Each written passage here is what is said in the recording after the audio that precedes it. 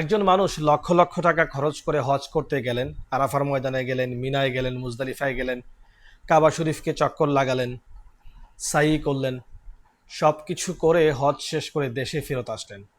কিন্তু দেশে ফেরত আসার পরে হজের যে মূল উদ্দেশ্য ছিল সেই উদ্দেশ্য থেকে সরে গেলেন, বা যেই ধরনের ভালো কাজের নিয়ত হজে থাকা অবস্থায় করে এসেছিলেন সেইগুলা দেশে এসে করতে পারলেন না।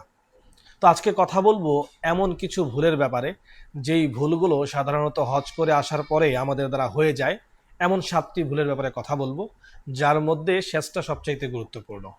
তাই যারা সাম্প্রতিক সময়ে হজ করে দেশে ফেরত আসছেন তাদের জন্য আজকের এই ভিডিওটা অনেক গুরুত্বপূর্ণ হবে বলে আশা করছি। না টেনে সম্পূর্ণটা দেখার অনুরোধ করছি। প্রথম ভুলটি হচ্ছে হজ থেকে ফেরত এসে আবার আগের গুনাহের পরিবেশে ফেরত যাওয়া।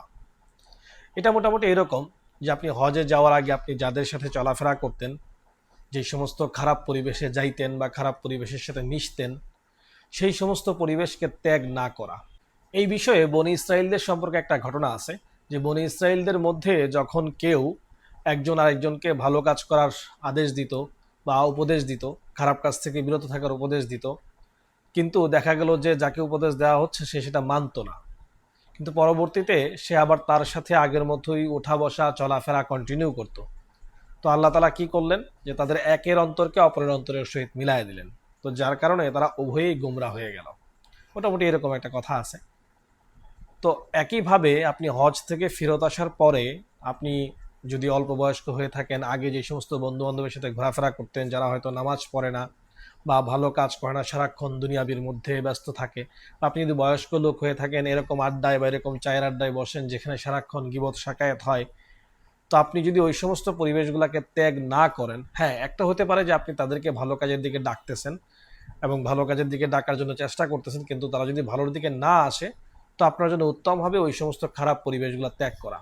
বাট আপনি যদি ওই সমস্ত খারাপ পরিবেশগুলোতে নিজেকে ব্যস্ত রাখেন, কন্টিনিউ রাখেন, তাহলে খুব সম্ভাবনা আছে যে আস্তে আস্তে আপনার মধ্যেও সেই সমস্ত খারাপ কাজগুলো চলে আসবে।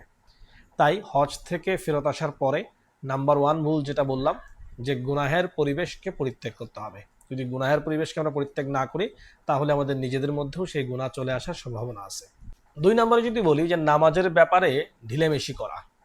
আপনি হয়তো যেই 40 দিন মক্কা মদিনাতে ছিলেন 5 ওয়াক্ত নামাজ জামাতের সহিত আদায় করছেন, এবং ওই জায়গা থেকে নিয়ত করে আসছেন যে দেশে আসার পরেও 5 ওয়াক্ত নামাজ জামাতের সহিত আদায় করবেন। বাট দেশে আসার পরে যেটা হয়, সামাজিক বিভিন্ন কাজকর্মে লিপ্ত হওয়ার দরুন বা পারিবারিক কাজে লিপ্ত হওয়ার দরুন মাঝে মধ্যেই আমাদের দ্বারা হয়তো জামাত ছুটে যায়, বা জামাতে দেরি করে যাওয়া, শুরুর দিকে তকবিরুল্লাহ ছুটে যাওয়া, আস্তে আস্তে জামাত ছুটে যাওয়া। তো এই সমস্ত বিষয়গুলোতে যদি আমরা যত্নবান না হই বা সিরিয়াস না হই, তাহলে যেটা হবে যে নামাজ ছুটে যাওয়ার কারণে আমার আপনার দ্বারা আস্তে আস্তে আবার গোনাহ আমাদের জিন্দগির মধ্যে চলে আসবে। তো হজ থেকে ফেরত আসার পরে সবচাইতে যেটা গুরুত্বপূর্ণ সেটা হচ্ছে যে আমার আপনার 5 ওয়াক্ত নামাজ যেন জামাতের সহিত আদায় হয়, এবং নামাজের ব্যাপারে খুব বেশি যত্নশীল হওয়া লাগবে, যেন কোনোভাবেই আমার আপনার নামাজ জামাত যেন ত্যাগ না হয়। 3 নম্বর ভুল যেটা হয় সেটা হচ্ছে যে হজকে শুধুমাত্র একটি স্মৃতি বানিয়ে ফেলা। স্মৃতি বানিয়ে ফেলা সমস্যা না, বাট শুধুমাত্র হজকে হজের বিভিন্ন ছবি দেখা বা হজের বিভিন্ন ভিডিও দেখা, এই সমস্ত বিষয়ের মধ্যেই যদি আপনি পড়ে থাকেন, আর যদি আপনি হজের শিক্ষাটাকে ভুলে যান, তাহলে কিন্তু অনেক বড় ভুল হবে। তাই হজের শিক্ষাটাকে দিলের মধ্যে ধারণ করতে হবে, বরং হজের এই ভিডিও বা ছবিগুলাকে না, সেই অ্যালবাম আকারে সাজিয়ে রাখার থেকে বরং সবচেয়ে গুরুত্বপূর্ণ হচ্ছে আমি হজ থেকে যে শিক্ষা নিয়ে আসলাম সেই শিক্ষাটাকে জীবনে প্রতিফলন করা। 4 নাম্বার এবং সবচেয়ে সূক্ষ্ম একটা ভুল সেটা হচ্ছে নিজের মধ্যে আত্ম অহংকার বা আত্মতৃপ্তিতে ভোগা। অনেক সময় এটা যারা বয়স্ক মানুষ তাদের দ্বারা হয়ে যায় ভুলবশত। শয়তান আমাদেরকে এই ধোকার মধ্যে ফেলে দেয় যে আমি তো হজ করে চলে আসছি, আমি হাজি সাহেব হয়ে গেছি, আমার পিছনে সমস্ত গুনাহ মাফ হয়ে গেছে। তো দিলের মধ্যে এরকম একটা আত্মতৃপ্তি বা আত্ম অহংকার চলে আসতে পারে যে আমার তো আর কোনো গুনাহ নাই, আমি তো এখন একদম নিষ্পাপ হয়ে গেছি, যেহেতু আমি হজে যাওয়ার আগে এরকম কথা শুনে গেছি যে হজ করে আসলে একজন মানুষ একদম মাসুম বাচ্চার মতো ফেরত আসে। হ্যাঁ, কথা সত্যি, হজের দ্বারা পিছনে সমস্ত গুনাহ মাফ হয়ে যায়। তার মানে এই না যে আজকে থেকে আমি আবার গুনাহ শুরু করতে পারবো। শয়তান যেন কোনোভাবেই আমাদেরকে সেই ধোকায় ফেলতে না পারে এবং সেই আত্মতৃপ্তিতে ভোগাতে না পারে যে আমার তো পিছনের সমস্ত গুনাহ মাফ বা আমি তো একদম নিট অ্যান্ড ক্লিন হয়ে গেছি। তো আসলে হজ তো এরকম কোনো রিস্টার্ট বাটন না যে আপনি আসলে রিস্টার্ট দিলেন লাইফ আবার নতুন করে স্টার্ট হয়ে গেলো, এরকম না। বরং আমি হজ থেকে যে শিক্ষা নিয়ে আসছি সেই শিক্ষাকে নিয়ে সামনের যে দিনগুলো আছে সেই দিনগুলো কিভাবে বেশির থেকে বেশি নেকামল করা যায়, কিভাবে বেশির থেকে বেশি তওবা ইস্তেগফার করা যায় এবং আখিরাতের প্রস্তুতি নেওয়া যায়, সেটার জন্য কিন্তু কাজ করতে হবে। 5 নম্বরে যদি বলি যে কোরআনের সাথে সম্পর্ককে দুর্বল করে ফেলা। আমরা নর্মালি যেটা হয় দেখবেন যে রোজার মাসে আমরা অনেক বেশি কোরআন তেলাওয়াত করি এবং রোজা চলে যাওয়ার পরে আমাদের কোরআন তেলাওয়াতও কিন্তু কমে যায়। একইভাবে হয়তো হজে থাকার সময় আমরা অনেক বেশি সময় কোরআন তেলাওয়াত করছি, তাহাজ্জুদ পড়ছি বা বেশির থেকে বেশি জিকির আজকার করছি। দেখা যাচ্ছে যে কাবা শরীফের সামনে বসে হয়তো কোরআন তেলাওয়াত করছি, ঘরে বসে কোরআন তেলাওয়াত করছি, মসজিদে নববীতে বসে কোরআন তেলাওয়াত করছি। তো এই অভ্যাসটা যেন আমি হজ থেকে ফেরত আসার পরে আমার থেকে চলে না যায়। আমি সেই হজের দিনগুলোতে যেই সময়টুকু বা দিনের মধ্যে 2 ঘন্টা 3 ঘন্টা 4 ঘন্টা যেই সময়টুকু কোরআন তেলাওয়াত করতাম, হজ থেকে ফেরত আসার পরেও যেন সেটা আমার কন্টিনিউ থাকে। তো এর দ্বারা হবে কি, আমার আপনার যে পরবর্তী সময়টা সেটা আরও উত্তম হবে এবং আমার আপনার জীবনে যে চারিত্রিক উন্নতি বা যেই লক্ষ্য ছিল হজের সেটা কিন্তু অর্জিত হবে।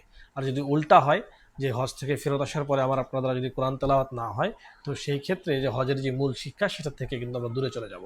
6 নম্বরে যদি বলি যে মানুষের হক আদায়ের ব্যাপারে উদাসীন হওয়া, এটা কোনোভাবেই হওয়া যাবে না। আমি আগে হয়তো মানুষের হক আদায়ের ক্ষেত্রে এত বেশি চিন্তা করতাম না, বাট হজ থেকে ফেরত আসার পরে আমার দ্বারা যেন মানুষের হক নষ্ট না হয়।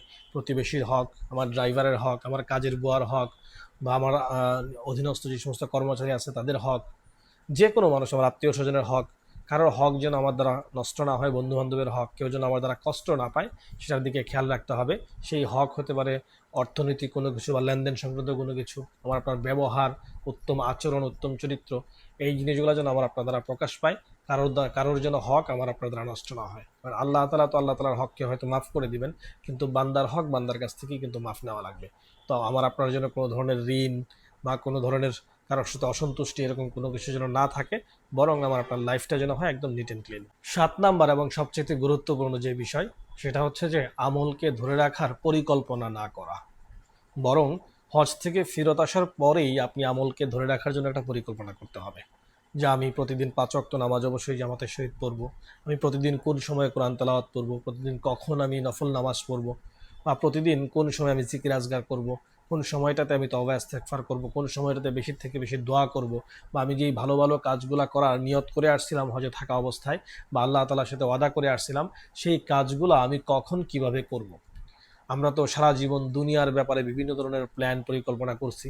আমরা যারা চাকরি করছি, তো চাকরির পরে আমরা কি করব, পেনশনে গিয়ে কি করব, এই সমস্ত পরিকল্পনা করছি। তো এখন যেহেতু আপনি আখিরাতের জন্য প্রস্তুতি নেওয়ার সময় এবং আমি হজ থেকে এসে সেই প্ল্যান করেই আসছি যে আমি আখিরাতের প্রস্তুতি নেব। তো হজ থেকে আসার পরেই সেটা একটা ফুল প্ল্যান করে ফেলতে হবে যে আমার আপনার কোন আমলটা আমি কখন থেকে কখন করব, এবং মৃত্যুর আগ পর্যন্ত সেই প্ল্যান মাফিক কিন্তু চলতে হবে। যে 7টি ভুলের কথা বললাম, সেই ভুলগুলোর মধ্যে কোন ভুলটা সবচাইতে বেশি হয় বলে আপনি মনে করেন, কমেন্ট করে জানাতে পারেন। এবং সেই সাথে আমার এই চ্যানেলে হজ এবং উমরা সংক্রান্ত বেশ কিছু ভিডিও দেওয়া আছে, চাইলে সেগুলোও দেখে আসতে পারেন। আর চ্যানেলটাতে নতুন হয়ে থাকলে সাবস্ক্রাইব করার অনুরোধ থাকলো। আসসালামু আলাইকুম রহমতুল্লাহি ওয়া বারাকাতুহু।